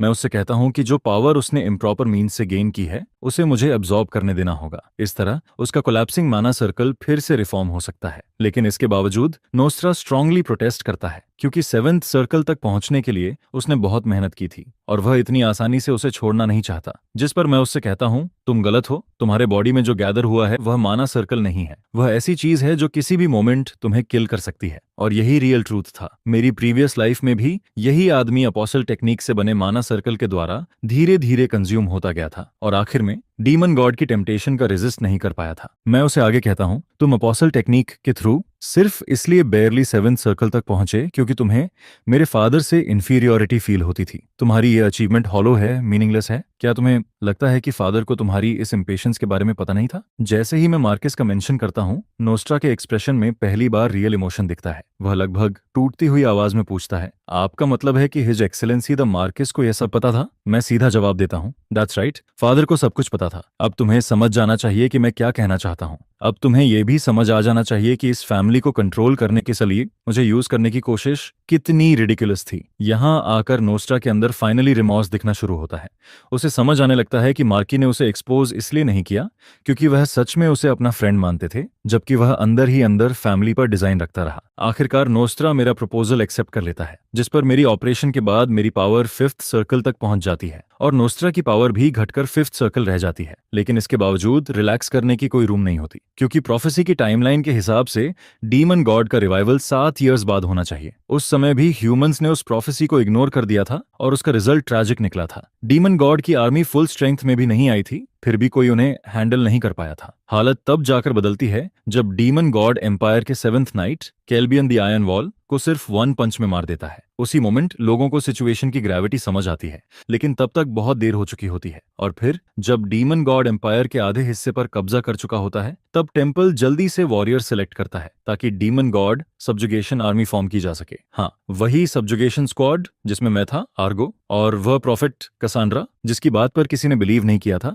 वह मुझसे 2 ईयर्स यंगर थी। अभी उसकी एज 18 होनी चाहिए। लोग कहते हैं कि क्योंकि किसी ने उसकी वर्ड्स पर यकीन नहीं किया, इसलिए वह टेम्पल से अकेले ही भाग गई। इसी समय बटलर रूम में आता है और कहता है कि बाहर कोई विजिटर आया है। मुझे बिना गैस किए ही पता था कि वह रायन ही है, और जैसा मैंने सोचा था वैसे ही मुझे देखते ही वह सीधा ट्रेनिंग मेथड के बारे में पूछने लगता है, जिस पर मैं उसे इशारा करके बताता हूँ कि उससे पहले मैं एक कंडीशन और ऐड करना चाहता हूँ। यह सुनते ही रायन तुरंत टेबल पर हाथ मारता है और खड़ा हो जाता है। फिर वह गुस्से में कहता है, तुम कौन सा नया ट्रिक खेल रहे हो? तुमने पहले कहा था कि मुझे बस तुम्हारे साथ टेम्पल चलकर उस प्रोफेसी को चेक करना है। जिस पर मैं उसे कामली बताता हूँ कि मैं बस उसी बेसिस पर एक एक्स्ट्रा कंडीशन जोड़ रहा हूँ और मैं उसे किसी भी तरह डिसएडवांटेज्ड नहीं होने दूंगा। फिर मैं सीधा कहता हूँ, क्या तुम्हारी टेरिटोरी में कोई डंजन डिस्कवर हुआ है? मुझे उस डंजन में काफी इंटरेस्ट है। हाँ, मेरी प्रीवियस लाइफ में पाल ऑफ काउंट्स फैमिली ने उस डंजन की इन्वेस्टिगेशन के लिए 5 टीम्स भेजी थी, लेकिन उनमें से ऑलमोस्ट कोई भी वापस सर्वाइव नहीं कर पाया था। जिस पर पार्स ऑफ फैमिली लिंडेल फैमिली के साथ मैरिज अलायंस को लेकर खास तौर पर इंसिस्टेंट थी, क्योंकि मल्टीपल इन्वेस्टिगेशन टीम्स भेजने की वजह से उनकी फाइनेंशियल कंडीशन पर काफी प्रेशर आ गया था। जब रायन देखता है कि मैं रीजन और एविडेंस के साथ बात कर रहा हूं, तो उसे समझ आ जाता है कि अब वह इस बात को हाइड नहीं कर सकता। लेकिन उसके मन में एक डाउट जरूर उठता है। यह मैटर इतने सालों से फैमिली सीक्रेट की तरह हिडन रखा गया था और बहुत अच्छे से छिपाया भी गया था, तो क्या फैमिली के अंदर कोई स्पाई हो सकता है? जिस पर मैं साफ कहता हूं, बिल्कुल नहीं। मैंने यह बात सिर्फ मर्सनरी वर्ल्ड की रूमर्स से डिड्यूस की है। यह सुनकर रायन को मानना पड़ता है कि वह अकेले इस मैटर पर डिसीजन नहीं ले सकता। आखिर में यह फैसला उसके फादर को ही करना होगा। जिस पर मैं तुरंत पार्स ऑफ टेरिटोरी के लिए निकलने की तैयारी करने लगता हूँ। लेकिन उससे पहले मुझे अपनी इस ट्रिप के बारे में मार्किस को रिपोर्ट करना जरूरी था। जैसे ही हिज एक्सेलेंसी द मार्किस यह सुनते हैं, वह बहुत स्ट्रांगली प्रोटेस्ट करते हैं। उन्हें शक होता है कि लिंडेल फैमिली के एंगेजमेंट ब्रेक करने की बात को लेकर मैं अब भी बिटर हूं और पार्स ऑफ टेरिटरी जाकर कोई ट्रबल क्रिएट करना चाहता हूं। जिस पर वह गुस्से में वे मैजिकल आइटम्स तक निकाल लेते हैं, जिन्हें वह अपने बैटल मैच डेज में यूज करते थे। यह देखकर मुझे फादर को एक्सप्लेन करना पड़ता है कि बात वैसी नहीं है, बल्कि इस ट्रिप के पीछे मेरे कुछ और पर्पजेस हैं। फिर मैं उन्हें देखता हूं और कहता हूं, फादर, आप मुझ पर ट्रस्ट करेंगे, राइट? मेरे मुंह से यह वर्ड सुनकर फादर आखिरकार अपने हाथ में पकड़े मैजिकल आइटम्स नीचे रख देते हैं। हाँ, फादर ने हमेशा मुझ पर भरोसा किया था। मेरी प्रीवियस लाइफ में भी जब मैं खुद अपनी ग्रेस से विलिंगली नीचे गिरता गया, तब भी फादर ने मुझ पर ट्रस्ट करना नहीं छोड़ा था, और वह मेरी डेथ तक नहीं बल्कि अपनी डेथ तक मुझ पर कंप्लीटली बिलीव करते रहे थे। जिस पर यह याद आते ही मेरा दिल और ज्यादा एज करने लगता है। मैं काउंटलेस टाइम्स यह रिग्रेट करता हूं कि आखिर फादर की डेथ के बाद ही मैंने धीरे धीरे एक प्रॉपर पर्सन की तरह जीना क्यों शुरू किया। यही उन रीजंस में से एक था जिसकी वजह से मैंने हीरो बनने का रास्ता भी छोड़ दिया था, ताकि फादर की इमोशंस स्टेबल रह सकें। फिर मैं उन्हें ये भी रिवील करता हूं कि यह ट्रिप लिंडल फैमिली वाले मैटर को हैंडल करने का भी एक पार्ट है। यह सुनकर फादर मुझे आगे फ्रीली प्रोसीड करने की परमिशन दे देते हैं। उसी मोमेंट मुझे रूम के अंदर एक और मैजिकल फ्लक्चुएशन फील होती है, जिस पर मैं फादर से पूछता हूँ, फादर, क्या आपने किसी और से भी मिलने का अरेंजमेंट किया है? फादर मेरी तरफ देखते हैं और कहते हैं, नहीं। क्या तुम्हें कुछ दिखा? जिस पर मैं कहता हूँ कि शायद मुझसे ही मिस्टेक हुई होगी। मेरे वहां से निकलने के कुछ देर बाद बटलर रूम के अंदर आता है। जिस पर मार्केस उसकी तरफ देखते हुए कहते हैं, हालांकि सिर्फ एक मोमेंट के लिए, लेकिन उसे जैसे तुम्हारी प्रेजेंस डिटेक्ट हो गई थी। तुम जो इतने टाइम से उस चाइल्ड को ऑब्जर्व कर रहे हो, तुम्हें जरूर कुछ फाइंडिंग्स मिली होंगी। यह सुनकर बटलर कहता है कि यंग मास्टर में सच में हाल के दिनों में ड्रामेटिक चेंजेस आए हैं। फिर वह बताता है वह पहले से ज्यादा केयरफ्री हो गया है और मैजिक यूज करने की उसकी एबिलिटी भी काफी इंप्रूव हुई है, लेकिन मैं गारंटी दे सकता हूं कि उसने कोई डार्क आर्ट्स यूज नहीं की है। इसके बाद बटलर यह भी कहता है कि शायद यंग मास्टर ने बस अपनी टैलेंट थोड़ी लेट डिस्कवर की है और वॉल्पर्गस फैमिली में सडन अवेकनिंग जैसी चीज कोई स्ट्रेंज बात नहीं है। आखिर करंट वॉल्पर्गस फैमिली के अंदर जनरेशन से पास डाउन एंसेस्टर्स की विल मौजूद है। यह सुनकर मार्केस धीरे से साई करते हैं और कहते हैं, जनरेशन से पास डाउन पोटेंशियल, हाँ। इसके बाद जब रायन और मैं कैरेज की तैयारी कर लेते हैं, तभी बटलर हांफता हुआ हमारी तरफ दौड़ता आता है। उसे इस हालत में देखकर मैं पूछता हूँ, तुम्हारी हेल्थ अच्छी नहीं है? फिर भी तुम आने पर इतना इंसिस्ट क्यों कर रहे हो? जिस पर बटलर कहता है कि यह मार्केस के ऑर्डर्स हैं।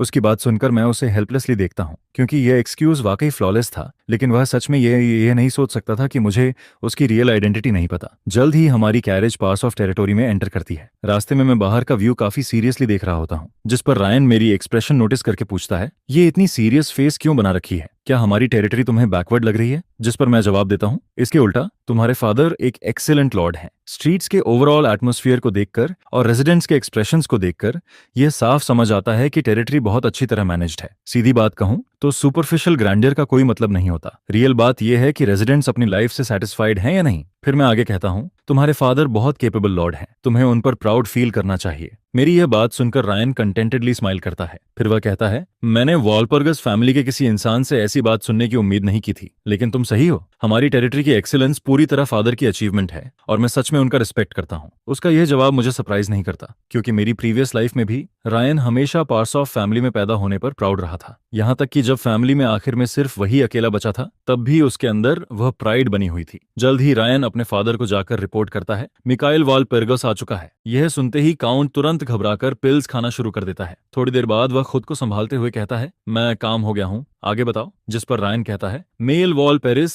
नीचे रिसेप्शन रूम में है। यह सुनते ही काउंट फिर से मेडिसिन बॉटल उठा लेता है और उसका बाकी बचा आधा हिस्सा भी खाने लगता है। उसके बाद खुद को एक बार फिर काम करते हुए वह कहता है कि यह अब भी उसकी टॉलरेंस के अंदर है। फिर वह पूछता है, और कुछ है क्या? रायन कुछ देर सोचता है और फिर कहता है, कुछ खास नहीं, बस इतनी सी बात कि उसे पता चल गया है कि हमारी टेरिटरी में एक डंजन है। यह सुनते ही काउंट का चेहरा तुरंत डार्क हो जाता है और वह अपने चेस्ट के पास कुछ टटोलने लगता है। फिर ऑलमोस्ट टूटे हुए टोन में कहता है, वैसे भी मैं काफी टाइम से फैमिली हेड हूँ, अब इन बूढ़ी हड्डियों को रिटायर हो जाना चाहिए। असल में उसकी रिएक्शन ओवर नहीं थी, क्योंकि वॉल्पर्गस फैमिली का स्टेटस उनकी फैमिली से बहुत ऊपर था। अगर उनकी टेरिटोरी में डंजन होने की बात ऑफिशियली डिस्कवर हो जाती तो ऑलमोस्ट तय था कि डंजियन उनसे ले लिया जाएगा। लेकिन फिर रायन कहता है, वह डंजन छीनना नहीं चाहता। उसने तो यहां तक कहा है कि वह हमारी हेल्प करना चाहता है और वह मुझे complete Moyer aura training method भी बताएगा। यह सुनते ही काउंट जल्दी से खड़ा हो जाता है। फिर वह ऑलमोस्ट घबराई हुई उम्मीद के साथ पूछता है, क्या तुम श्योर हो? जिस पर रायन जवाब देता है, हाँ। उसने मुझे भले ही बस थोड़ी देर के लिए दिखाया था, लेकिन वह सच में अमेजिंग था और मैं उसके साथ एक पैक्ट भी कर चुका हूँ। तुम अच्छी तरह जानते हो कि एक मेज का पैक्ट कितना पावरफुल होता है। यह सुनकर काउंट सच में सीरियस होकर सोचने लगता है। वह मन ही मन यही कैलकुलेट करता है कि वह इतनी प्रेशियस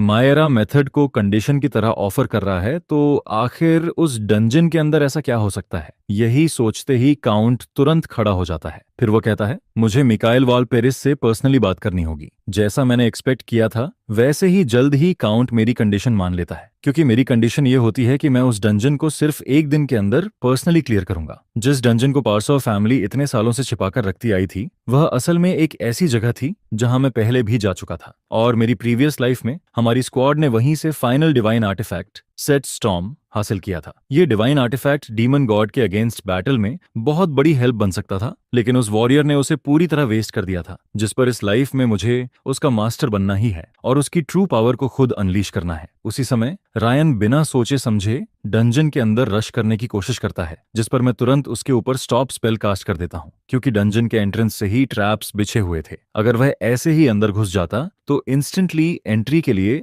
डिस्क्वालीफाई हो जाता। इसके बाद मैं अपना हाथ उठाता हूँ और एक फायरबॉल कास्ट करता हूँ। जैसे ही वह डोर के अंदर रश करती है, उसी मोमेंट एक इनविजिबल बैरियर क्लियर शटर हो जाती है, जिस पर हम सक्सेसफुली डंजियन के अंदर एंटर कर जाते हैं। अंदर आते ही रायन क्यूरियस होकर चारों तरफ देखने लगता है। उसे यह बात कंफ्यूज करती है कि डंजन ऑलमोस्ट न्यू जैसी लग रही है, जिस पर मैं उसे एक्सप्लेन करता हूं कि यहाँ टाइम फ्रोजन है, इसलिए ये प्लेस उसी हालत में बनी हुई है जैसे इसे अभी अभी बिल्ड किया गया हो। और ये कहते हुए मैं मन ही मन सोचता हूं कि अगर उसे ये भी पता चल जाए कि इतनी ह्यूज डंजन एक ही बार में बन गई थी तो वह और भी ज्यादा शॉक हो जाएगा। तभी मैं अचानक अपना हाथ आगे बढ़ाकर सबका रास्ता रोक देता हूं, क्योंकि आगे गॉब्लिन आर्मी मौजूद होती है। यह देखकर रायन सजेस्ट करता है कि हमें वापस जाकर सोल्जर्स गैदर करने चाहिए, लेकिन मैं उसे तुरंत रोक देता हूं। फिर मैं कहता हूं, रायन, यह याद रखो कि यह तो सिर्फ फर्स्ट चेक पॉइंट है और यह प्लेस शुरू से सोलो कॉन्क्वेस्ट के लिए बिल्ड की गई थी। ये कहने के बाद मैं अपने डैगर से वॉल को स्क्रैप करना शुरू करता हूँ। रायन कंफ्यूज्ड होकर पूछता है कि मैं क्या कर रहा हूँ, जिस पर मैं अपने हाथ में जमा पाउडर उसे दिखाता हूँ और कहता हूँ, ये ऐसी चीज है जो गॉब्लिन्स को क्रेजी कर देती है और इस जेम पाउडर में सब्स्टिट्यूशन इफेक्ट्स भी होते हैं। इसके बाद मैं मैजिक की हेल्प से उस पाउडर को छोटे छोटे बॉल्स की शेप देता हूँ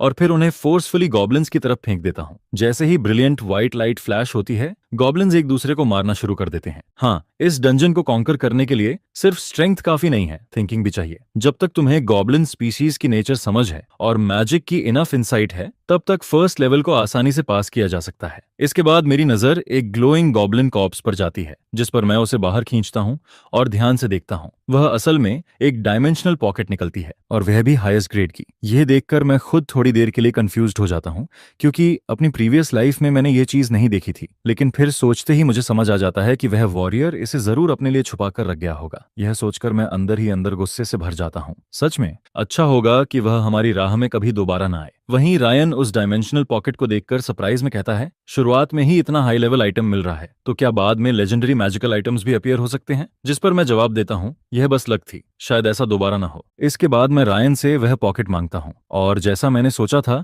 ठीक वैसा ही निकलता है, क्योंकि पॉकेट के अंदर एंशिएंट टेक्स्ट लिखा हुआ होता है। इस डंजन की हर आइटम किसी रीजन से मौजूद होती है और हर चीज किसी पजल को रिप्रेजेंट करती है। लेकिन यह लाइन एग्जैक्टली मीन क्या करती है, यही बात मुझे थोड़ी देर रोक देती है। उसमें लिखा होता है, offer of the greatest greed. मैं तुरंत समझ जाता हूं कि डिजाइनर एक्सप्लोरर्स को एक्सटर्नल आइटम्स यूज करके क्लियर करने नहीं देगा। इसका मतलब आंसर डंजन के अंदर ही कहीं होना चाहिए। तभी अचानक मेरे माइंड में एक इंसाइट आती है। मैं कहता हूं, गॉब्लिन चीफ की ग्रेटेस्ट ग्रीड शायद यहाँ की सबसे वैल्यूएबल मैजिक स्टोन को रेफर करती है। शायद बस गॉब्लिन चीफ की मैजिक स्टोन एक्सट्रैक्ट करके इसे पॉकेट में डालना है। यह सुनकर रायन सजेस्ट करता है कि एक्सट्रैक्शन वो करे, क्योंकि मैजिक स्टोन्स निकालना डेलिकेट वर्क होता है।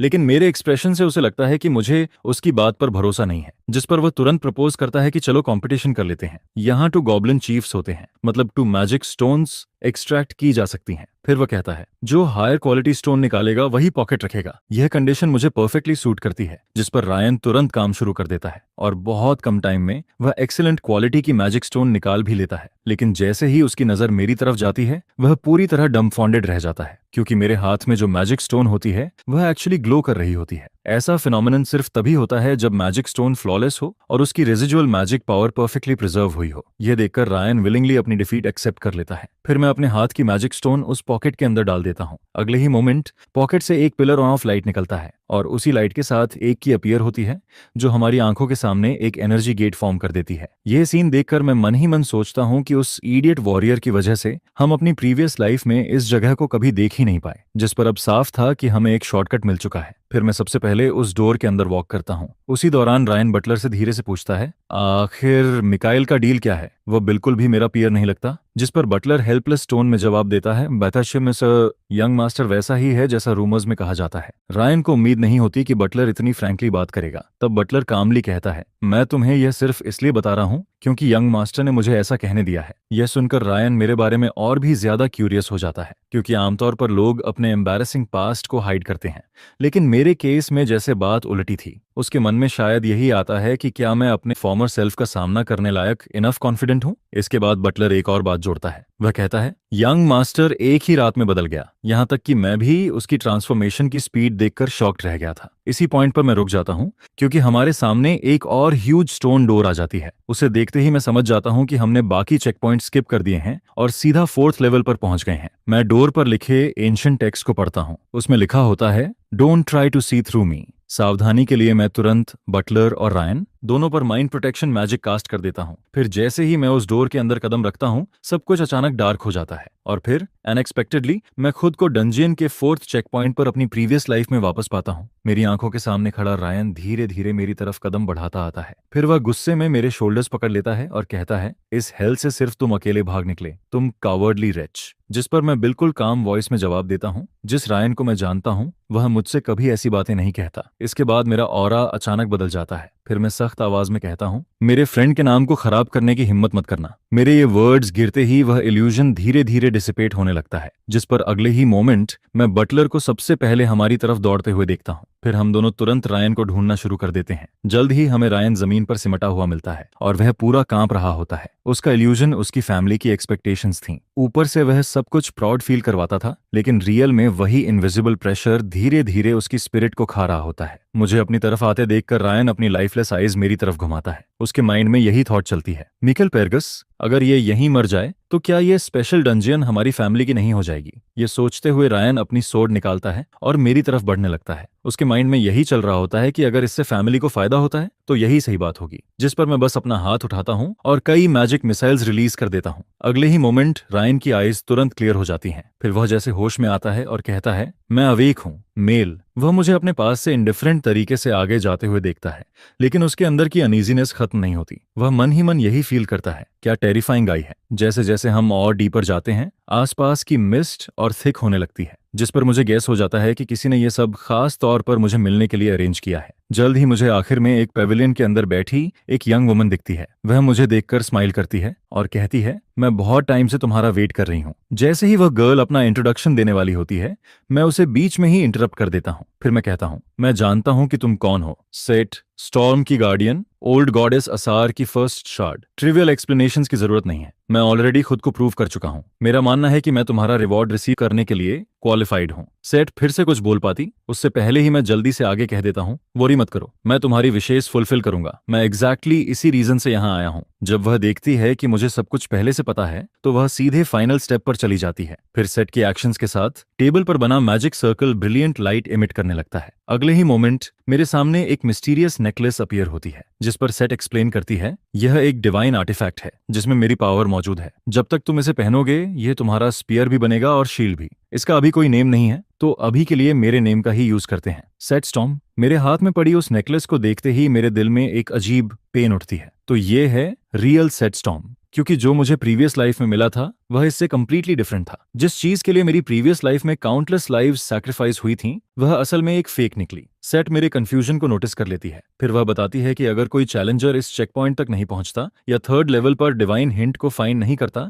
तो इसका मतलब है कि वह डिवाइन आर्टिफैक्ट रिसीव करने के लिए क्वालिफाइड नहीं है, क्योंकि अगर यह गलत हैंड्स में चला जाए तो यह कंप्लीटली यूजलेस बन जाएगा। जैसे ही मैं वह नेकलेस पहनता हूं, मेरा बॉडी अचानक ब्रिलियंट लाइट इमिट करने लगता है। उसी मोमेंट मुझे पता चलता है कि सेट का बॉडी धीरे धीरे डिसिपेट हो रहा है, जिस पर सेट बताती है कि अब उसके जाने का टाइम आ गया है। उसका टास्क बस डिवाइन आर्टिफैक्ट पास ऑन करना था, और अब जब वह उसे कंप्लीट कर चुकी है तो नेचुरली उसे लीव करना होगा। यह सुनकर मैं मन ही मन सोचता हूँ, क्या इसका मतलब यह है कि पूरे टूम के आसपास जो टाइम फ्रीजिंग मैजिक थी वह अब डिस्पेल हो चुकी है? फिर मैं सेट की तरफ सीरियसली देखता हूँ और पूछता हूँ, अगर तुम्हारे पास चूज करने का ऑप्शन हो कि तुम डिसअपियर ना हो, तो क्या तुम रुकोगी? यह सुनकर सेट थोड़ा डिजेक्टेड होकर कहती है, उस थॉट को छोड़ दो। ओल्ड मैजिकल बैरियर को रिपेयर करने के लिए 9th सर्कल मैजिक नॉलेज चाहिए, तुम वह पॉसिबली नहीं कर सकते। लेकिन फिर वह धीरे से आगे कहती है, फिर भी अगर वह पॉसिबल होता तो मैं अपनी आईज से इस वर्ल्ड को बदलते हुए देखना चाहती। उसकी यह बात सुनकर मैं कामली उसके पीछे जाकर खड़ा हो जाता हूँ। फिर मैं कहता हूँ, मैं तुम्हारे थॉट्स पूरी तरह अंडरस्टैंड करता हूँ। इसके बाद मैं मैजिकल बैरियर के कंट्रोल पैनल तक जाता हूँ और उस पर अपना हैंड रख देता हूँ। फिर मैं कहता हूँ, अगर तुम देखना चाहती हो तो मैं तुम्हें दिखाऊंगा कि मैंने इस वर्ल्ड को कैसे चेंज किया। जैसे ही मेरा हाथ वहां से हटता है, सेट का बॉडी अचानक ब्रिलियंट लाइट से भर उठता है, जिस पर मैं उस बैरियर को देखता हूँ जिसे मैं ऑलरेडी इंप्रूव कर चुका होता हूँ, और फिर हल्का सा साई करके कहता हूँ, एच परफेक्ट। लेकिन सेट की राय इससे बिल्कुल डिफरेंट होती है। वह ऑलमोस्ट फट पड़ती है, परफेक्ट मायाज, ये क्या है? मुझे उसकी रिएक्शन थोड़ी ओवर लगती है। फिर मैं कहता हूँ, ये काफी क्यूट है और मिनिमम कंजम्पशन मेंटेन करने का यही एक तरीका है। जिस पर सेट जोर से प्रोटेस्ट करती है, क्यूट मायाज, अभी मैं जैसी भी दिख रही हूँ, मैं फिर भी एक अपोस्टल थी जिसने एक गॉड को सर्व किया है। फिर थोड़ी देर बाद सेट खुद ही टॉपिक बदल देती है और कहती है, ठीक है, उसे छोड़ो। क्या तुम एक ग्रैंड मैज हो? क्या तुम 9 सर्कल के हो? जिस पर मैं जवाब देता हूँ, नॉट क्वाइट। मैं एक जीनियस हूँ, और एक ऐसा जीनियस जो इस वर्ल्ड को सेव करेगा।